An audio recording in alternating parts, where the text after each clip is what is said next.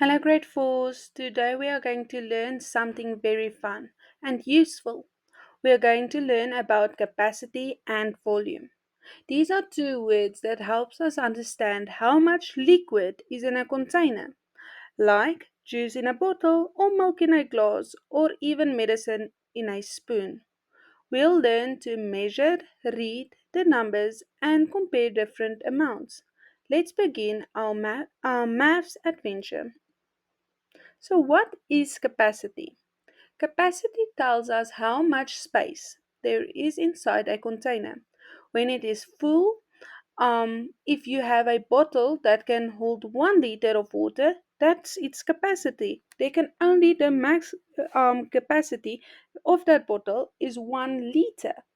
That is how full the bottle can be. It can't be more than 1 liter of water. Even there is no water inside, it can still hold 1 liter when it is full. Volume is the amount of liquid that is in the container right now. If your bottle is half full, the volume is only half of the full amount. The capacity is still 1 liter, but the volume might be only 500 mils milliliters. So capacity is the maximum and volume is the real amount. So basically, if you can see this glass, say it can take 100 milliliters of water, but it is only halfway. So the volume is 50 milliliters. So what units do we use to measure capacity and volume? So you heard me in the previous slide talking about milliliters and liters, and that's exactly that. We use milliliters and liters when we talk about liquids and amounts. 1 liter is a big unit. We use it to measure things like milk and juice bottles. Milliliters are small units. We use them for things like a spoon of medicine or a cup of tea. And very important, 1 liter is the same as 1,000 milliliters. You need to know that. That is very important. 1 liter equals 1,000 milliliters. And again, 1,000 milliliters equals 1 liter. You have to know that. Okay, how do we measure volume? We use a special tool called a measuring jug. It has lines on the side. Those lines are called a scale. Each line tells us how many milliliters of liquid are inside. We look at the top of the liquid to see which line it touches. That's the volume. So as you can see here, it is 1,000 milliliters in this jug this moment on the screen. But what can we also say it is?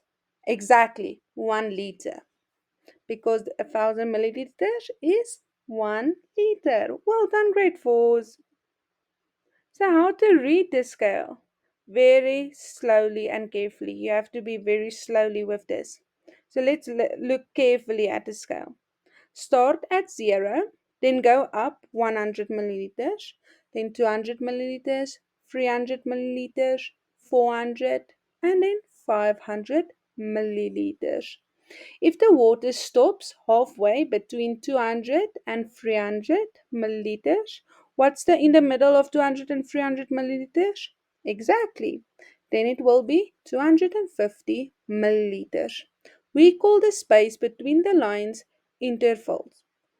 Some jugs go up into 50s, so they will count into 50s like 50, 100 milliliters, 150 milliliters, 250 milliliters, or some can go into 100s, as you can see here. 100 milliliter, 200 milliliter, 300 milliliter, 400 milliliter. So that's just in what we count. So we have to count very carefully to make sure we have the correct scale. Before we measure, we can make a guess. We call this estimating. So estimating means guess. Remember that from term 1 as well. If I look at a cup, I might say, I think it's about 250 milliliters. If I look at a spoon, I can say it might be 5 milliliters. We make guesses, smart guesses, by remembering what we have seen and used before. So we will use, like, say, for instance, a teaspoon. We will say, I think it's like 5 milliliters plus minus.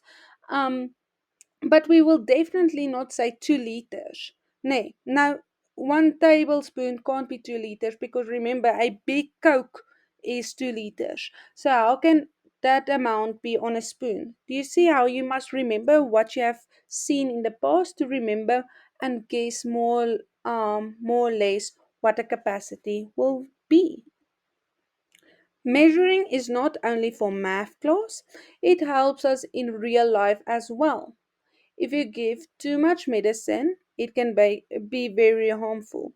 If you use too little milk when baking, your cake would be not will might not rise. And if you what do you call it?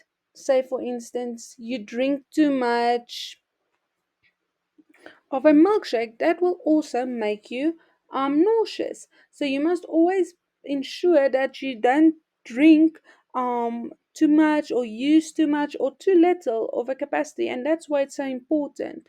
Measuring helps us to be safe, smart, and successful.